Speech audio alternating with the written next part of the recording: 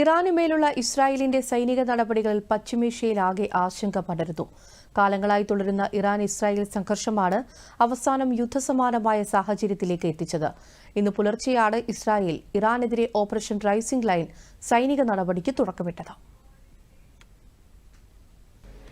ഇറാനെതിരെയുള്ള സൈനിക നടപടിയെ operation rising line എന്നാണ് ഇസ്രായേൽ പേരിട്ടിരിക്കുന്നത്.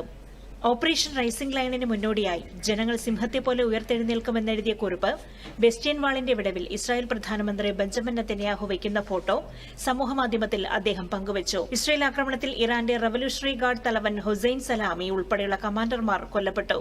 ആക്രമണത്തിൽ സൈനിക മേധാവി മുഹമ്മദ് ബാഗേരി തുടങ്ങിയ ഉന്നത സൈനികരും നിരവധി ആണവ ശാസ്ത്രജ്ഞന്മാരും കൊല്ലപ്പെട്ടെന്നാണ് വിവരം. സ്വയം പ്രതിരോധിക്കുന്നതിന് ഇസ്രായേലിന് ഇറാനെ ആക്രമിക്കുകയല്ലാതെ മറ്റു വഴികളൊന്നുമില്ലെന്ന് പ്രധാനമന്ത്രി ബെഞ്ചമിൻ നെതന്യാഹു അറിയിച്ചു.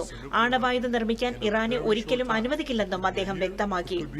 ആക്രമണത്തിന് തൊട്ടു പിന്നാലെ നെതന്യാഹു മന്ത്രിസഭാ യോഗം വിളിച്ചു ചേർക്കുകയും ഇസ്രായേൽ വ്യോമാതിർത്തി അടയ്ക്കുകയും ചെയ്തു. ഇസ്രായേൽ പ്രതിരോധ മന്ത്രി രാജ്യത്ത് അടിയന്തരാവസ്ഥ പ്രഖ്യാപിച്ചു. 200 യുദ്ധവിമാനങ്ങളാണ് ആക്രമണത്തിന്റെ ഭാഗമായത്. ഇറാന്റെ 100 കേന്ദ്രങ്ങളിൽ നടത്തിയ ആക്രമണത്തിൽ ബോംബുകളും മിസൈലുകളും അടക്കം 330 ആയുധങ്ങൾ പ്രയോഗിച്ചെന്ന് ഇസ്രായേൽ അറിയിച്ചു. ഇറാന്റെ ബാലിസ്റ്റിക് മിസൈൽ കേന്ദ്രങ്ങളും ആണവ പദ്ധതി കേന്ദ്രങ്ങളും ലക്ഷ്യമാക്കിയായിരുന്നു ഇസ്രായേലിന്റെ ആക്രമണം.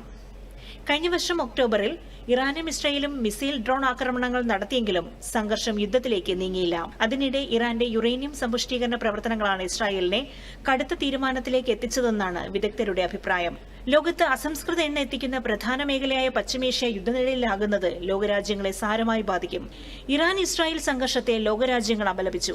ഇരു രാജ്യങ്ങളും തമ്മിലുള്ള സംഘർഷം ലഘൂകരിക്കാൻ ഇടപെടാൻ തയ്യാറാണെന്ന് ചൈന അറിയിച്ചു. റഷ്യ സംഘർഷത്തിൽ ആശങ്ക അറിയിച്ചു. ആക്രമണത്തിൽ അമേരിക്കയ്ക്ക് പങ്കില്ലെന്ന് സ്റ്റേറ്റ് സെക്രട്ടറി മാർക്ക് റൂബിയോയും വ്യക്തമാക്കിയിട്ടുണ്ട്. നിലവിലെ സാഹചര്യം കണക്കിലെടുത്ത് ഇന്ത്യൻ പൌരന്മാർ ജാഗ്രത പാലിക്കണമെന്നും അനാവശ്യമായ യാത്രകൾ ഒഴിവാക്കണമെന്നും ഇസ്രായേലിലെയും ഇറാനിലെയും ഇന്ത്യൻ എംബസി നിർദ്ദേശിച്ചു. എംബസിയുടെ സമൂഹമാധ്യമങ്ങൾ വഴി അറിയിക്കുന്ന സുരക്ഷാ മാർഗനിർദ്ദേശങ്ങൾ പാലിക്കണമെന്നും നിർദ്ദേശമുണ്ട്. അതിനിടെ ഇസ്രായേലിന്റെ ആക്രമണത്തിന് കനത്ത മറുപടി നൽകുമെന്ന് ഇറാൻ വ്യക്തമാക്കി. ഇസ്രായേലിലെ വിവിധ പ്രദേശങ്ങളിലേക്ക് ഇറാൻ 100ഓളം ഡ്രോൺ ആക്രമണം നടത്തിയതായി ഇസ്രായേൽ സൈന്യം അറിയിച്ചു. ഇറാൻ വ്യോമപാത അടച്ചത് അന്താരാഷ്ട്ര വ്യോമഗതാഗതത്തെ സാരമായി ബാധിച്ചിട്ടുണ്ട്. ഇറാൻ ഇസ്രായേൽ സംഘർഷത്തെ തുടർന്ന് ലോകരാജ്യങ്ങളിലെ ഓഹരി വിപണികളിൽ ഇടിവ് രേഖപ്പെടുത്തി. International desk, Doordarshan news.